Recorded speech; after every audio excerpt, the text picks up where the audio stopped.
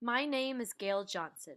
I had it all. I had a husband, two beautiful children, a house in a great neighborhood, and even a swimming pool. But that wasn't my calling. Just simply living in a privileged life wasn't my purpose. I met a friend's brother who was dying of AIDS, and he was all alone and uncared for. In that moment, it hit me. Purpose. The power to help people.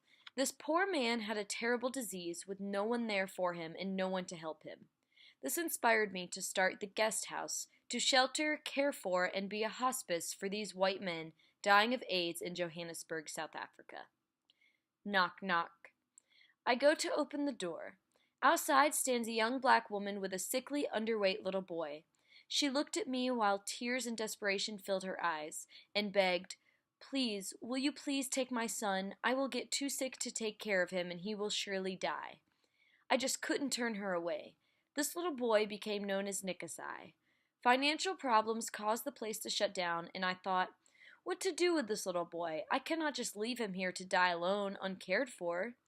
But then I thought, my house is not equipped to have a sick child, let alone one with only a few months to live.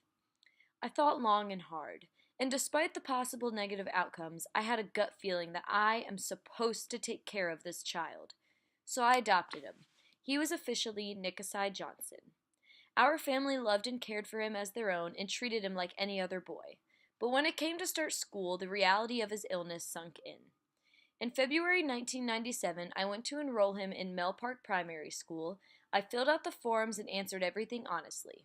When it came to the question of health and disease, I put down that he was HIV positive.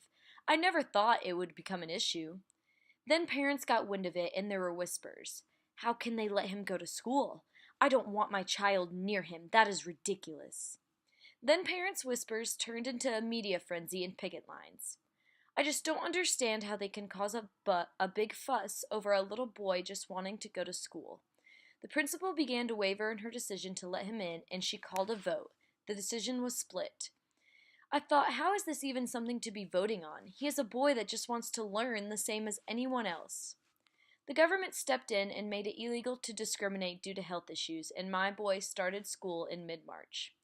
This incident lit a fire inside me.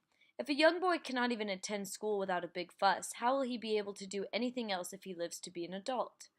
From then on, Nickasai and I became spokespersons in the war against AIDS.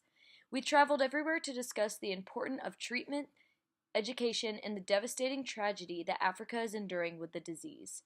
I couldn't stop thinking that if I can get people to overcome the stigma of AIDS in Africa and attempt to get more access to treatment, then I can help make a difference. Then he was 12, and the day came. My son succumbed to the disease we have been fighting for his whole life. I was heartbroken. Although I knew I was blessed to have had him for this long, I still couldn't believe that it was his time.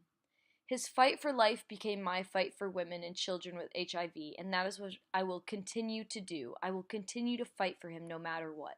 I will do whatever it takes to make Nickasai proud and fight the war he could no longer participate in.